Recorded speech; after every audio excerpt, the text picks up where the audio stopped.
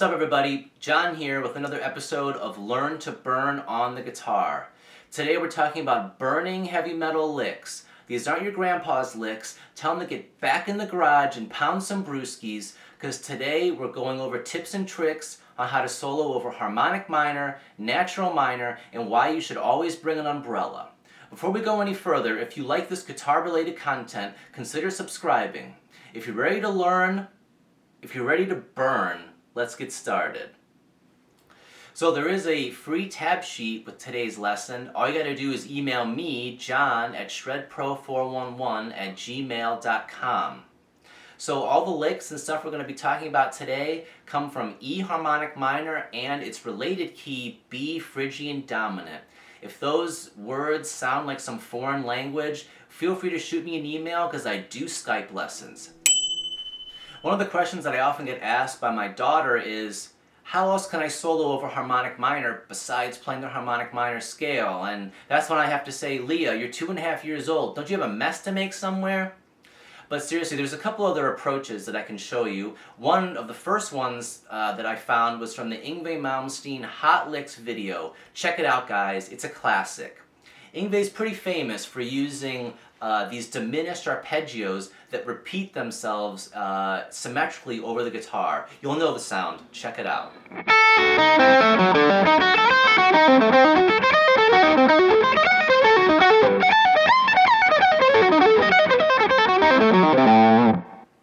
So one of the things that I look for when taking other ways to solo over things is what are the juicy notes of whatever key that I'm playing in. Well, Phrygian dominant, it's got some pretty characteristic tones here. One of them is the flat 2, which in this case is C. One of them also is the flat 7, which in this case is A. And another one is the major 3rd, which is D sharp. So if we analyze these diminished arpeggios, it's got all those notes plus a couple more. So if I start here on the A note, flat 7, we'll see that it goes A, F sharp, D sharp, C, A. That's pretty much B, B7, flat 9 minus the B. It works perfectly over that. So another one that I'll segue into is a very, very cool pentatonic scale called the Kokin-Chosy scale, right? So using the same logic I was just talking about what are the juicy notes, what are the characteristic notes, this pentatonic scale has the flat 2 in it. It's got the flat 2, it's got the 1, flat 2, 4, 5, and flat 7.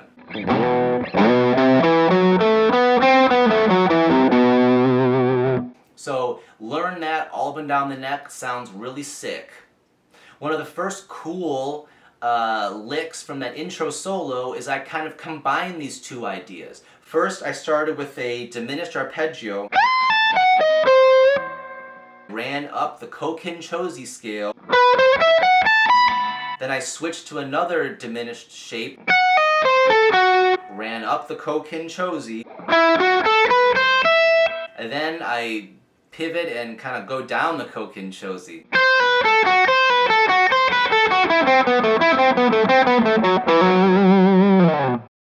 So that's what this sounds like.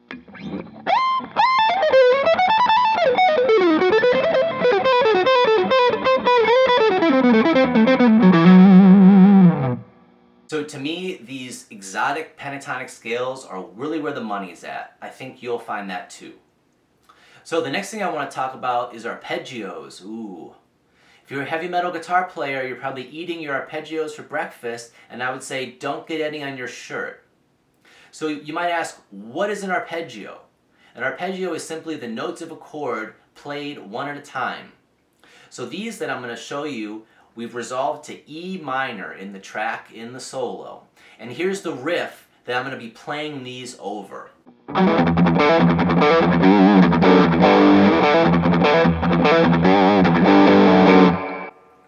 So we're in E minor, and if you were a music theorist, you could say, well, it sounds like there's 3 chords going on in this riff, John, and I would say, yeah, that's right.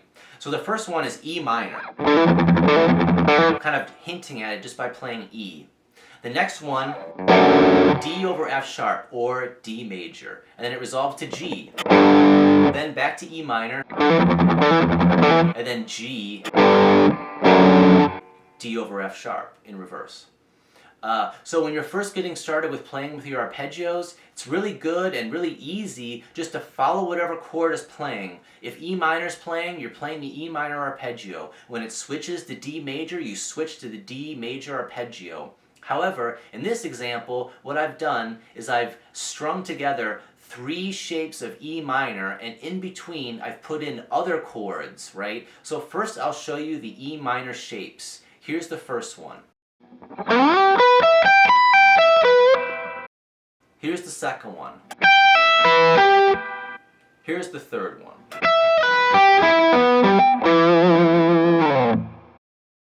So one of the approaches that I've personally been working on with my playing in the last couple of years is sort of this idea of superimposing any arpeggio within the key, any diatonic arpeggio within the key, with the tonic arpeggio. So that sounds like a bunch of crazy crap, but here's what it is. So the lick that I'm going to show you really slow is this.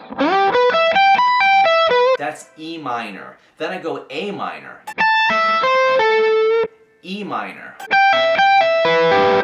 B minor, E minor.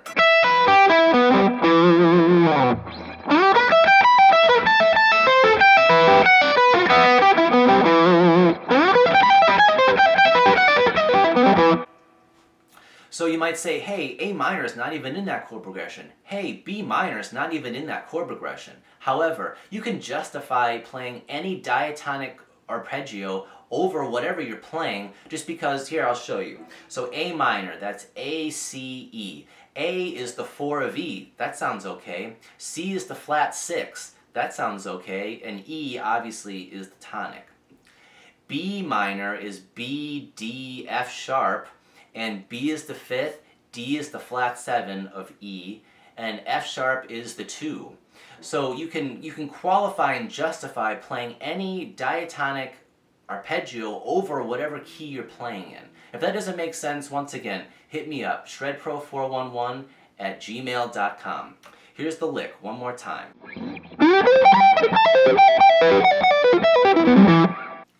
So the next thing I want to talk about is a scale near and dear to my heart. We're talking about the Hirajoshi scale, oh yeah. I think I first came across this scale, at least knowing what it was called, from the Jason Becker Atlanta Institute of Music video. You know, the one, it's kind of grainy, and he starts with those crazy sereno arpeggios, and it just gets even crazier from there. And also, it's very characteristic from Marty Friedman. He kind of ran with it and made it his own thing. It's very exotic sounding. And I'll go over what the notes are in E. So the formula for this scale, it's 1, E, 2, F sharp, flat 3, which is G, 5, which is B, and C, which is flat 6. So this kind of goes back to what I was talking about with the harmonic minor scale and talking about what are the juicy notes of whatever chord or tonality that we're in. What are the juicy notes that I can take from them that separate them from other things?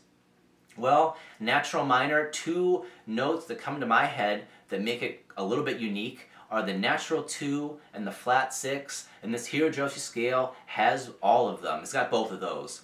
So here's the Hirajoshi scale, I guess in the first position that you probably will learn it in at a moderate pace.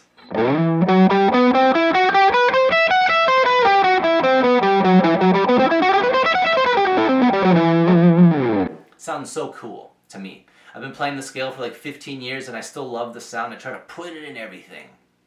So one of the things that I always suggest people doing if they're sick of playing Nirvana covers is to learn whatever scales, arpeggios, chords, learn how to move them around and play them in different places, because anything on the guitar could be played in multiple places and it'll help you out, trust me. So this lick switches between 2 positions of the Hirajoshi scale. Here it is.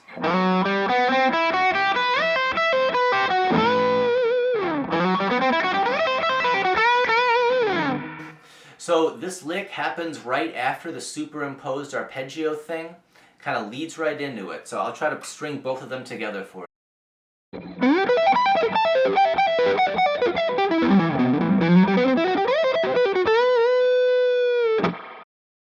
Wow. So the next thing I want to talk about is how to incorporate the minor pentatonic scale into this heavy metal type shredding. So you might be saying, John, minor pentatonic? Pfft, I quit practicing that 10 years ago. What am I, a blues guy? Well, I would say you can make the minor pentatonic scale sound really cool if you play it like this. We're still in E minor, by the way.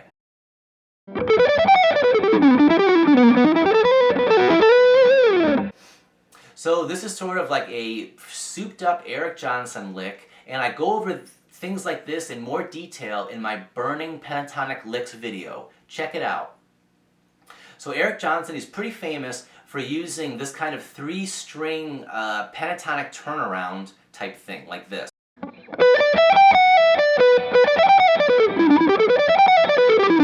That was something that I really gravitated and kind of got really early from him.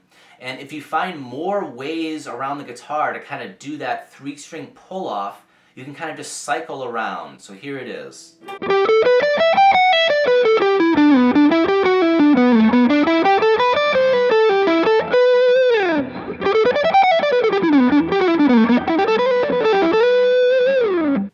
Okay, and don't forget to email me, John, shredpro411@gmail.com for the free tab sheet for today's lesson. The last thing I want to share with you is an idea from the last part of the intro solo. We're back to B Phrygian dominant, E harmonic minor, and this idea comes from the Gospel according to Yngwie, our patron saint of shred. I heard Yngwie do an idea similar to this in his first solo album, Rising Force, the outro solo to Now Your Ships Are Burned. It's a killer solo, guys. Don't piss your pants. The basic premise of the lick here is the same scale fragment moved to different places of the neck, moved to different octaves. And like this, it's slow.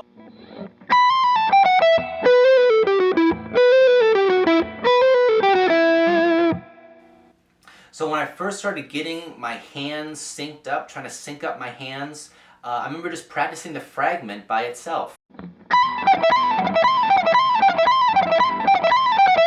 The combination of the first string legato and the second string staccato picking, it'll really help your hand synchronization. So if I play the lick up to speed, it sounds like this. And of course we got the harmonic minor descend over here. Off the, hot on your heels type solo. Steeler, check it out, it's a classic. Well guys, that's about it for me today. I hope you learned some awesome heavy metal burning licks. It was fun for me to make this video. If you want the free tab sheet, be sure to email me, John, at shredpro411. Also feel free to hit me up if you have any questions or if you want any Skype lessons. I want dishwasher! Mom, I don't want to empty the dishwasher. I'm a big boy now. Guys, I gotta go.